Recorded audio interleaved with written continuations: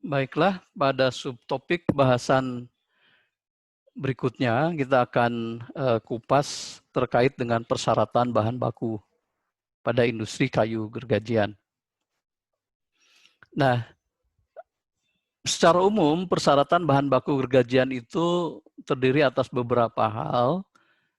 Ini ada poin-poin penting yang perlu diperhatikan, mulai dari yang pertama kayu bulat atau kayu bundar atau logs ya, itu diusahakan memiliki diameter yang besar. Karena diameter yang besar itu nantinya mampu akan memproduksi kayu gergajian dalam volume yang besar juga. Yang kedua, diusahakan batang logs atau batang kayu bulat, kayu bundar itu silindris. Jadi bagian pangkal dan ujung ukurannya sama, tidak ada yang berkelok-kelok, supaya volume ya kayu gergajian yang dihasilkannya juga tinggi begitu. Yang ketiga, usahakan kayu bulat ya, kayu bundar atau logs yang akan kita potong itu memiliki bebas cacat mata kayu atau lainnya, karena keberadaan dari cacat mata kayu atau cacat-cacat lainnya itu bisa menurunkan kualitas kayu gergajian yang kita peroleh. Kemudian yang keempat, usahakan kayu bulat ya, kayu bundar atau logs itu bebas dari paku, benda-benda dari logam yang apalagi logamnya tajam seperti paku, baut, ya, dan yang lainnya. Hal ini tentu saja sebagai upaya untuk mengurangi kerusakan pada mata gergaji yang digunakan. Karena pada saat mata gergaji itu tidak tajam, tentu saja kualitas kayu gergajian yang dihasilkan pun akan menurun. Kemudian yang kelima, usahakan kayu bulat atau kayu bundar, ya, logs yang akan digergaji itu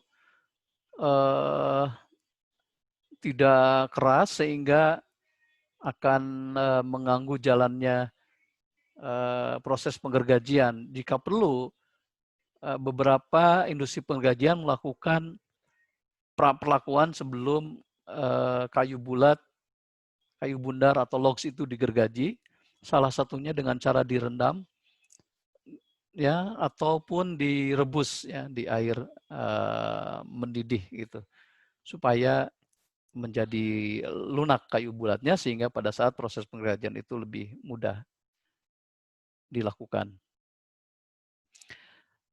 Kemudian dari sisi proses produksinya, tentu saja kita di awal sudah pahami bahwa industri penggergajian ini karena dia merupakan industri primer, maka output atau luarannya itu nanti akan menjadi bahan baku untuk industri sekunder.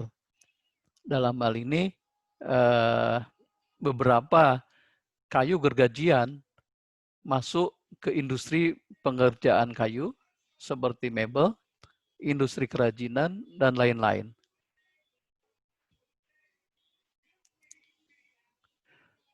Nah, di dalam Standar Nasional Indonesia 015008.1 tahun 1999 dinyatakan bahwa kayu gergajian adalah kayu persegi 4 dengan ukuran tertentu yang diperoleh dengan menggergaji kayu bundar atau kayu lainnya. Nah, istilah kayu gergajian di dalam SNI tersebut kita kenal sebagai sortimen, di mana sortimen adalah kayu yang sudah tertentu ukurannya atau sudah berukuran standar. Nah, di dalam keseluruhan proses industri penggergajian kayu, tentu saja kita juga mengenal selain output ya, selain produk, apa yang disebut dengan limbah kayu gergajian. Biasanya limbah kayu gergajian itu bisa berupa sebetan ya, slabs, serbuk gergaji atau sodas, dan potongan ujung atau trims-nya. Nah, secara khusus tabel ini memberikan informasi kepada kita bahwa di dalam SNI 015008.1 tahun 1999, spesifikasi kayu gergajian atau sortimen itu dikelompokkan menjadi beberapa bagian. Ada yang disebut dengan sortimen papan lebar, dengan tebal lebar tertentu, ya. Ada juga yang disebut dengan sortimen papan tebal, ada papan sempit, ada papan lis, ada balok, ya, ada broti, ada kayu gergajian pendek atau short. Nah, yang membedakan dari sortimen kayu gergajian ini tentu saja sizing atau ukurannya, yang dimana tebal dan lebarnya itu berbeda satu sama lain. Nah, adapun kelas mutu dari kayu gergajian di dalam SNI tersebut, ya, dinyatakan bahwa kelas mutu kayu gergajian itu ada 4. Ada mutu pertama, ya, yang mana dikasih kode P pada produk kayu gergajiannya. Ada juga mutu kedua dengan kode D, ada mutu ketiga dengan kode T, dan ada mutu keempat dengan kode M. Jadi kalau misalnya kita akan membangun rumah, ya terutama ya, maka di toko-toko bahan bangunan itu sudah tersedia, ya, papan dengan ukuran seperti yang tercantum di dalam spesifikasi kayu gergajian pada slide ini. Jadi kalau Anda butuh papan lebar, tentu saja dengan ukuran yang sesuai dengan SNI ini, ya, kita akan mudah memperolehnya di toko bahan bangunan tersebut. Nah, bagi sebuah industri, efisiensi tentu saja menjadi satu tujuan utama, ya, karena mereka mengeluarkan modal, kemudian modal itu ingin berkembang, dan tentu saja mereka juga tidak ingin perusahaannya itu mengalami kerugian. Oleh karena itu, di dalam menjalankan usaha industri penggergajian, salah satu yang digunakan untuk mengukur efisiensi, ya, industri gergajian adalah persen rendemen. Nah, apa itu rendemen? Di dalam definisinya, rendemen ini sudah umum, ya, hampir di semua industri, jadi bukan hanya industri gergajian saja, menyatakan bahwa rendemen adalah perbandingan volume barang yang dihasilkan, output. Ya, kalau industri penggergajian kan outputnya tadi sudah saya sebutkan, ya, ada papan, ya, kemudian ada balok, ada kaso, ada reng, dan lain-lain, terhadap volume bahan bakunya atau input, di mana inputnya itu berupa kayu bulat atau kayu bundar atau logs, ya, yang dinyatakan dalam persen. Adapun persamaan mencari rendemen, ya, seperti ditulis di dalam slide ini, output dibagi dengan input dikali 100%. Nah, kalau kita cerita rendemen, maka tentu saja karena ini proses produksi, ya, ada bagian yang hilang, yang tidak menjadi output, yang kita kenal sebagai limbah. Bagaimana cara menghitung limbah? Tentu saja cara menghitung limbah, kita bisa menggunakan rumus sederhana, ya, 100% dikurangi persen rendemen. Ya, itu sudah menunjukkan persen limbah dari sebuah proses, ya, industri. Kalau dalam kaitan yang kita jelaskan di sini adalah kaitan dengan industri kayu gergajian, ya, atau industri penggergajian kayu. Nah, bagaimana kita meningkatkan atau paling tidak mempertahankan misalnya rendemen yang sudah tinggi? pada industri kayu gergajian.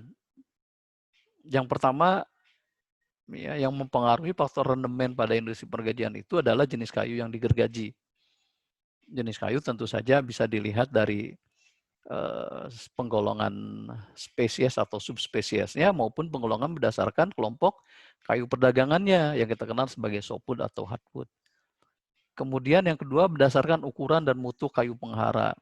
Tadi ya, persyaratan bahan baku, kalau dia memiliki diameter besar, kemudian batangnya silindris, tentu saja rendemen yang dihasilkan akan semakin besar ya dibandingkan dengan limbahnya. Kemudian tipe gergaji yang digunakan.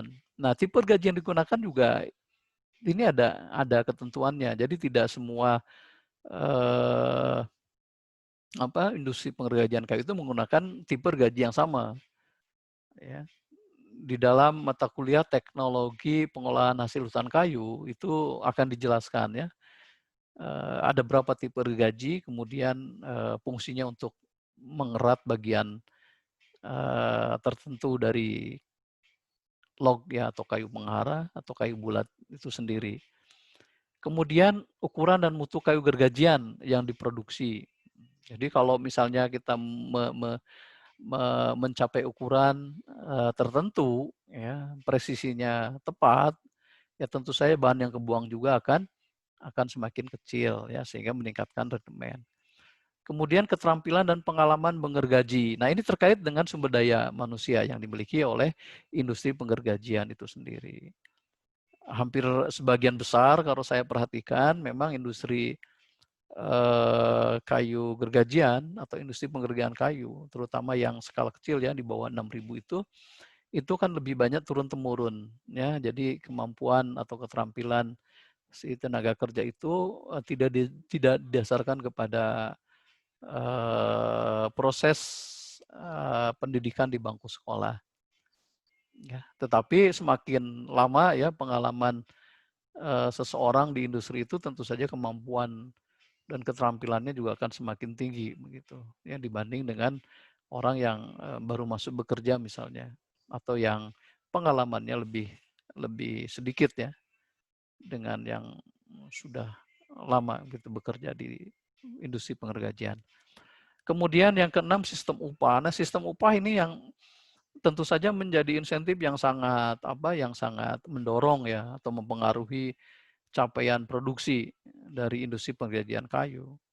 Jadi kalau sistem upahnya baik, kemudian penghasilan si karyawannya juga tinggi, tentu saja ya karyawan itu akan semangat, kemudian bekerja dengan sebaik-baiknya. Nah, bekerja dengan sebaik-baiknya itu tentu berpengaruh kepada rendemen yang dihasilkan ya di akhir proses produksinya. Kemudian yang ketujuh, sistem pengawasan. Jadi sebaik-baiknya industri penggergajian kayu ya, kalau tidak diawasi dengan baik, ya tentu saja banyak kehilangan waktu, kehilangan produksi dan lain-lain. Jadi tentu saja kita juga paham bahwa semua industri ya penggergajian kayu itu akan berusaha untuk mencapai rendemen yang tinggi ya, meskipun sampai hari ini data menunjukkan bahwa rendemen industri kayu gergajian di Indonesia itu masih berada di sekitar 55 sampai 60% begitu ya. Nah, jadi masih perlu usaha lain untuk meningkatkan rendemennya. Tapi ya kalau kita ingat dengan penjelasan di slide sebelumnya, pada industri penggergajian kayu yang terintegrasi, yang terpadu, maka rendemennya bisa ditingkatkan. Ya, yang kalau misalnya di industri pergergajian saja tadi hanya sekitar 55% sampai 60%, maka di industri pergergajian kayu yang terintegrasi itu bisa meningkat lebih dari 60%. Nah, berikutnya kita akan bahas tentang profil ya industri penggergajian di Indonesia itu seperti apa di slide berikutnya.